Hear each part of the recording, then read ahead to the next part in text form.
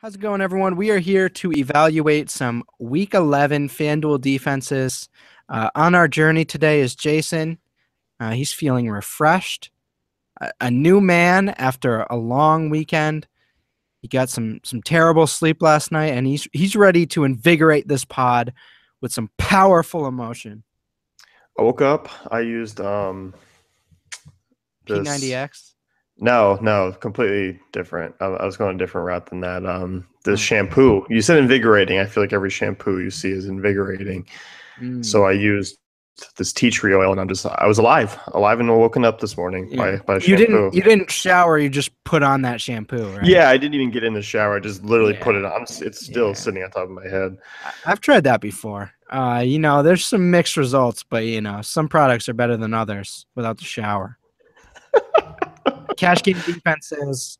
You're looking at Seattle second and Kansas City first. I'll allow you the free will because we talk a lot about free will in life, and a lot of things are directing us in a direction. I'm gonna leave this one open to you. Well, thanks. I mean, I wrote the article, so Yeah.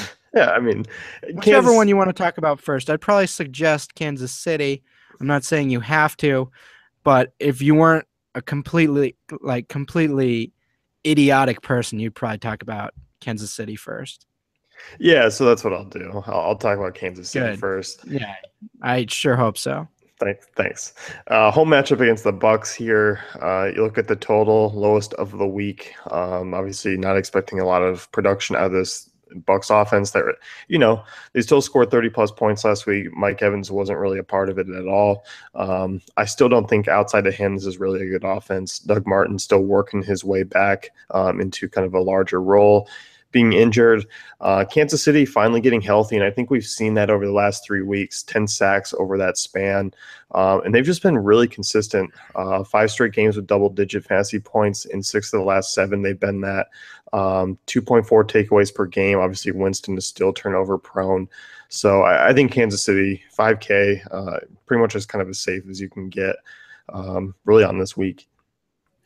You know what one of my friends in high school used to do? Hmm. He used to use double negatives to try to confuse everyone. And so, like for instance, you would say 10 sacks in the last 3 weeks. He'd say, "Hey, that's not a lot of sacks," but he'd use it in general conversation around people that wouldn't know he'd be doing that. It'd be really funny to see people's head get confused. I like it. I like it a lot, Jason. That's a good stat there. Uh, Seattle up next, 5,200 against the Eagles. What are you looking at there? Yeah, I mean, in terms of choosing them over the Chiefs, I mean, it's really a tough call. I like the Chiefs just a little bit more, just in terms of what they've been doing of late. Seattle's been solid, above 7 FanDuel points in 7 to 9 games this year. Philly's weapons, not really a matchup for the secondary. I'm not the biggest fan of, Nelson Agholor, Jordan Matthews. Zach Ertz, I kind of do like this week in a GPP fashion, but outside of that, I'm not really looking at this run game or passing to get much going on the road. Seattle allowing 17.6 points per game this year, second in the league. Vegas has Eagles projected for a second lowest total. Seattle's, about as safe as you can get it, in terms of a pay up option. So I don't think we need to dive too deep into this one. I guess we don't, do we? I guess that's it. And I guess you're satisfied with yourself, huh? Let's go. We'll move on. GPP defenses. I wrote up the Bears in my DK write up. You threw in the Giants here. Certainly not gonna contend the Giants being a good, defensive play targeting this Bears team. What are you looking at here? 4,700. Well, I mean, we kicked things off this week, obviously, with the Alshon Jeffrey suspension for 4 games. Not like it particularly mattered to you. He hasn't been that great this year anyway. But still, I like this Giants defense. I think they're kind of sneaky in terms of actually being a really good one. Just not overall in a fantasy standpoint, but just, throughout the NFL. I mean, they've been fairly solid. They went out and got Janoris Jenkins this year. He's been very solid. I mean, 2 top 15 PFF ranked corners, with Rodgers Cromartie being the other one. So they match up well with basically who's going to be Cameron Meredith and Eddie Royal this week. So I do think obviously that's, advantage towards the Giants. They're only one of 5 teams this year allowing under 2 opposing touchdowns per game this year. I mean, that's a pretty solid number for a team that's given up 20.4 points per game. They oddly give up like 3 field goals per game, so that's 9 points. So that's kind of a weird stat. But you look at the Bears' 4th lowest total this week. I think 4,700 is a reasonable pivot. You kind of got to hope for that sack upside, maybe a pick 6 by Cutler, which is always possible. And then you're sitting pretty in a GPP. It should be, moderate ownership. It's definitely not a weird stat, that's for sure. They're definitely not a good defense. Yeah, like they're definitely not good. You know what I'm saying? The Dolphins up next as your final punt-ish play. Except that's not true at all. I just lied. No, you just scroll down a little bit. You'll the see double negatives. See, I wasn't the guy who used the double negatives. I was just the one who laughed. So like when I'm trying to do it, my brain gets all confused. In reality, he was probably playing the joke more on me than anybody else. But 4,800 for the Dolphins here against the Rams. What are you looking at there? Well, it took 10 weeks, but Jared Goff has his preparation time to finally become a starting quarterback. Preparation H? Yeah, sure. And, with Case Keenum under center, we've seen, the Rams really been just a putrid offense this year. I mean, allowing the 6th most fantasy points to opposing defenses. Bend over. I don't think that's gonna I don't think that's gonna change much moving forward. You look at this Miami defense, certainly opportunistic. We've seen that over the last few weeks, back-to-back ones with the defensive touchdown. Can you bank on 3? Usually not, but in a matchup against the Rams, you probably can. I think there's a little bit higher optimistic, opportunity for that to happen. So 4,800, I like the chance of a high upside game from Miami. Certainly a good swerve against a quarterback making his first NFL start. Yeah, I mean, and at the very least, this is basically the worst offense in the league. So you're not really that worried about them scoring points. So, I mean, that's really what it comes down to. So, yeah, I like that quite a bit. Now, you throw in a team that I have sort of let drift out of my consciousness. I did that this week, and it felt good. And I think I am forever just allowing them to, just stay in that part of my brain. I know it's there, but I'm not conscious of it. So that's fine, until like I kill someone 5 years from now because it pops out of nowhere. But like, as long as it's dormant in my brain, it can't hurt me, right? It can. I mean, let's say Minnesota goes for 15 this week. Oh.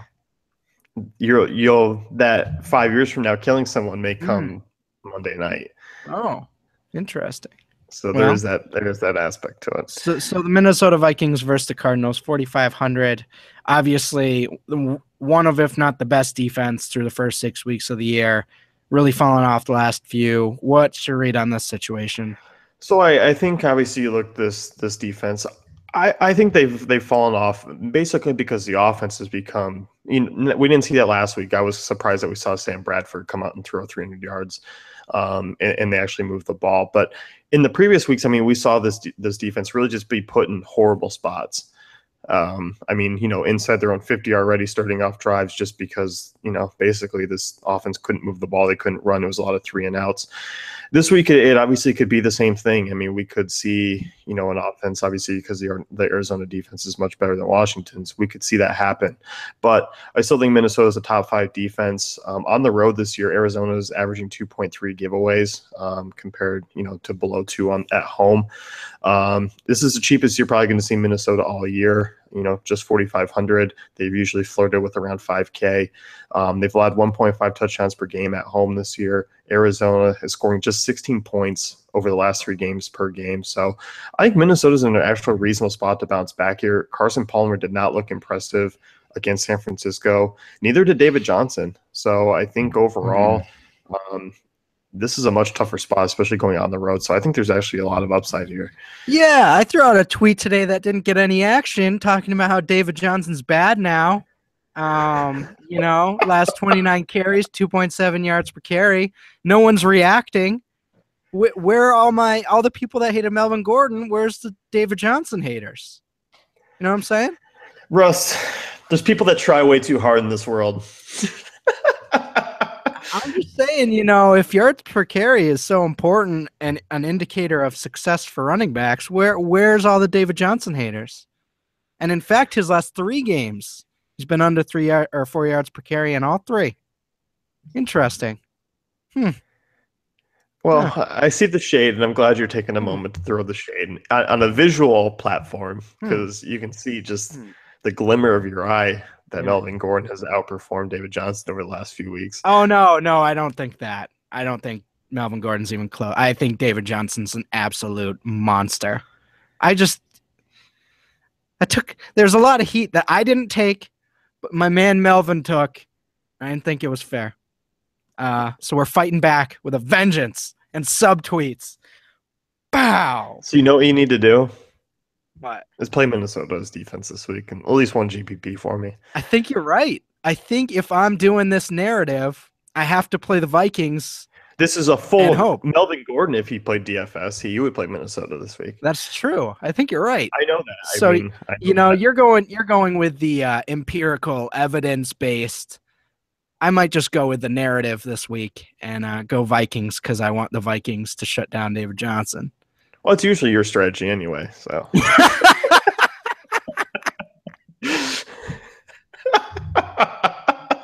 are you talking about? I only played like 25% Chris Conley one week. You've been on Alex Smith more times this year than anyone has ever been on Alex Smith. And Chris Conley is the reason. And, sometimes it works, Devontae Adams. Sometimes, you get Chris Conley. And in between, there's just a lot of sadness. So, that's what we're looking at for defenses. If you like what we're doing here, obviously give us a like and subscribe to the videos. Give me a deep breath here. If you want to check out Jason's article, head over to the site and click on NFL articles. He's also doing some NBA stuff. If you want to check that out, I am too. But yeah, so, good luck this week. Hopefully you win some money. Don't be afraid to post a screenshot if you do. If you don't be afraid to, post that DraftKings I won $5 at email. Those are the best, yeah. Those are not fun. Anyhow, thanks for tuning in. We'll see you guys next week.